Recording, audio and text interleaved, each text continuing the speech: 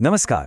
आज हम सफर पर चल रहे हैं अहमदाबाद के, एक ऐसा शहर जो अपनी रफ्तार और आधुनिकता के लिए मशहूर है। पर इसकी असली कहानी, इसकी असली पहचान इस बात में छिपी है कि ये शहर चलता कैसे है। और यकीन मानिए, ये एक बहुत बड़ी पहेली है। जैसा कि द क्लाइमेट ब्रीफ कहता है, ये शहर तेजी से चलता है, लेकिन इसके चलने का तरीका ही इसे सबसे अलग बनाता है। तो चलिए आज इसी पहेली की परतें खोलते हैं। और यहीं पर कहानी का सबसे दिलचस्प मोड़ आता है। देखिए, अहमदाबाद के पास भारत का एक बेहतरीन बस सिस्टम है, एक नई मेट्रो भी है। तो फिर ये लगभग खाली क्यों चलती हैं? आखिर यहाँ के लोग हैं कहाँ? इस सवाल का जवाब ढूंढने के लिए सबसे पहले ये देखते हैं कि अहमदाबाद की सड़कों पर असल में चल क्या रहा है। यह आंकड़ा देखिए, होश उड़ाने वाला है। शहर की लगभग आधी आबादी, मतलब 48% लोग टू व्हीलर्स पर सफर करते हैं। ये जो स्टिकमैन है ना, ये अहमदाबाद के आम इंसान की कहानी है, जो हर रोज अपनी बाइक या स्कूटर ही चुनता है। और वहीं दूसरी तरफ पब्लिक ट्रांसपोर्ट, उसका इस्तेमाल करने वाले 12% से भी कम है। यही आकर वो पहेली और भी गहरी हो जाती है ना। अब ये जो चार्ट है, ये पूरी तस्वीर एक झटके में साफ कर देता है। सड़कों पर राज है निजी वाहनों का। कुल सफर का 60% हिस्सा इन्हीं का है। मतलब 80 लाख की आबादी के लिए 43 लाख से ज्यादा गाड़ियां। सोचिए, लगभग हर दूसरे इंसान के पास अपनी गाड़ी है।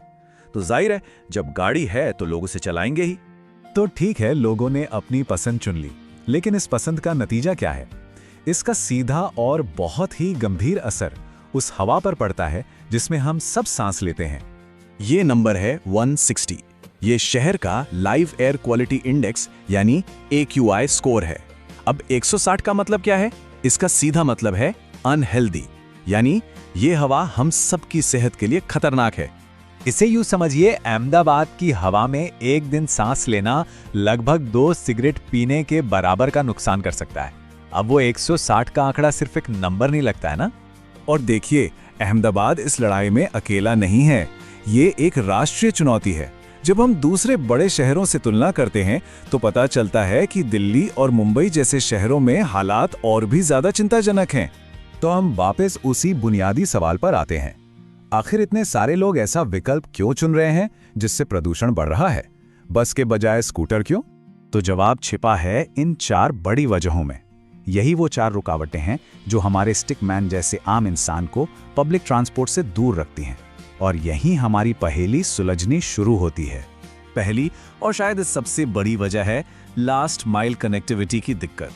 मतलब आपके घर से बस स्टॉप या मेट्रो स्टेशन तक पहुंचना और फिर स्टेशन से ऑफिस तक पहुंचना। अगर यही मुश्किल है तो दुनिया का सबसे अच्छा बस सिस्टम भी बेकार है ना? दूसरी बड़ी वजह है समय।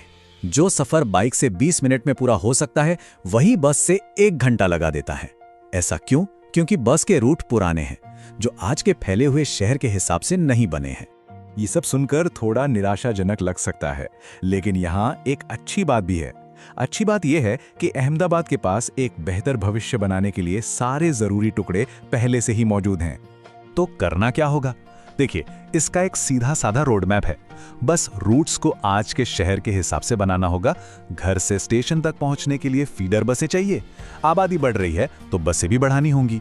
और सबसे जरूरी, AMTS, BRTS और मेट्रो, इन सबको एक साथ मिलकर काम करना होगा।